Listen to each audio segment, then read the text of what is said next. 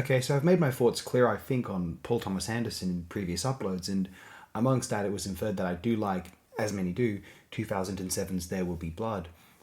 I did feel as though it was the kind of film which was incredibly American oriented, Yank centric, to the point where it feels somewhat insular to the concept of world cinema, or at least American enthusiasts of cinema do, and behave this way. And to be fair, America has had a larger impact on the medium than almost certainly any other individual nation. To compare There Will Be Blood to select other films from 2007, just which have been discussed via AOD before, De Palma's Redacted was a more internationally relevant film for very obvious and tragic reasons.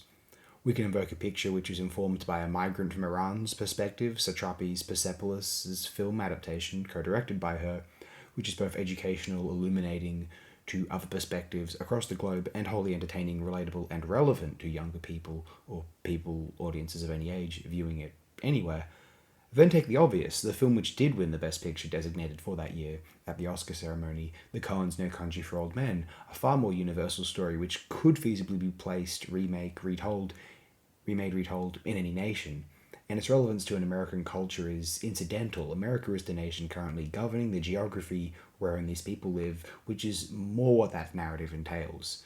There Will Be Blood is analysing a certain American character, both in a spiritual sense, the spirit of a nation's pathos, and in the individual of Daniel Plainview. It attempts to distill a sense of world cinema universalism via employing a cinematic ethos which is informed by an American, of course, Kubrick, and the slow cinema mold of European or Asian, essentially art house oriented filmmaking, not swimming in dialogue, long landscape shots, subtle but assertive use of sound design.